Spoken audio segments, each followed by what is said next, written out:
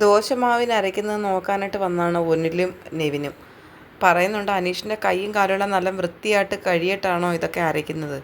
നമ്മുടെ കിച്ചണിലേക്ക് തന്നെ മാറ്റാനുള്ള മാവാണിത്. ഹൈജീൻ ഉണ്ടോ നിങ്ങൾക്ക് എന്ന് നെവിൻ ചോദിക്കുന്നുണ്ട്. നിങ്ങളുടെ കൈയും കാലും ഒക്കെ കഴുകിയിട്ടാണോ നിങ്ങളിതൊക്കെ ചെയ്യുന്നത്?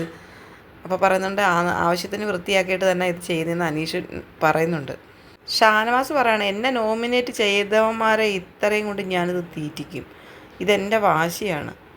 എന്നെ ആരൊക്കെ നോമിനേറ്റ് ചെയ്തോ അവനെ എല്ലാത്തിനെയും കൊണ്ട് ഞാനിത് തീറ്റിച്ചിരിക്കും. നെവിൻ ചോദിക്കുന്നു ഓക്കേ. അത് കഴിഞ്ഞിട്ട് നെവിൻ പറയുകയാണ്, ഞാൻ ഇന്നൊരു ചെറിയ എലിക്കണി നിങ്ങൾക്കിട്ട് വെച്ചു. പക്ഷേ ഇത്രയും കറക്റ്റായിട്ട് നിങ്ങൾ അതിനകത്ത് എങ്ങനെ വന്ന് പെട്ടു മിസ്റ്റർ? ഷാനവാസ് പറയാണ്, നീ വെക്കടാ, നീ കെണി വെക്കടാ. നീ ഒരു ചെറിയ കെണി വെച്ചു, ഞാൻ അതിനകത്ത് വീണു. പക്ഷേ ഇതിൽ വലിയ കെണി നിനക്ക് ഞാൻ വെക്കുന്നുണ്ട് മോനെ. നീ സമാധാനമായിട്ടിരിക്കേ.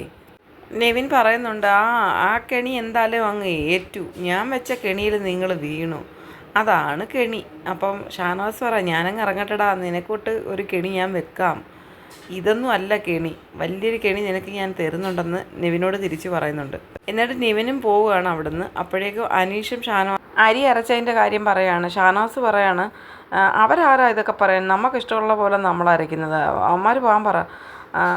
അനീഷ് പറയാണ്, നമുക്ക് മണ്ടത്തരം പറ്റിയെന്നാണ് തോന്നുന്നത്. ഇതാദ്യം ഇത് രണ്ടും കൂടെ ഒരുമിച്ചങ്ങ് അരച്ചാൽ മതിയായിരുന്നു.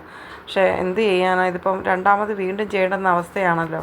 ഷാനവാസ് പറയുന്നുണ്ട്, വെള്ളം ഒഴുക്കി വെള്ളം ഒഴുക്കി വെള്ളം ഒഴുക്കി. അപ്പോൾ അനീഷാണ് അരച്ചുകൊണ്ടിരിക്കുന്നത്. ഷാനവാസ് അവിടെ കിടന്നിട്ട് ഇങ്ങനെ ഓരോന്ന് പറഞ്ഞുകൊണ്ടിരിക്കുക. അപ്പോൾ അനീഷ് പറയാം, താനൊന്നും മിണ്ടാണ്ടിരിക്കുക.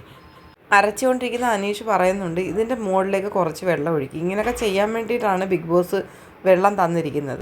അതിനകത്തിപ്പോൾ ആവശ്യത്തിനുള്ള വെള്ളം ഉണ്ടെന്ന് പറയുന്നുണ്ട്. അപ്പോൾ അനീഷിന് ദേഷ്യം കയറിയിട്ട് അനീഷ് പറയാം, താൻ പോടോ, തന്നോട് പറയുന്നത് കേൾക്ക്. ഓരോരോ മുട്ട് ന്യായങ്ങൾ പറഞ്ഞ് അവിടെ ഇരിക്കുമെന്ന് അനീഷ് പറയുന്നുണ്ട് ഷാനവാസിനോട്.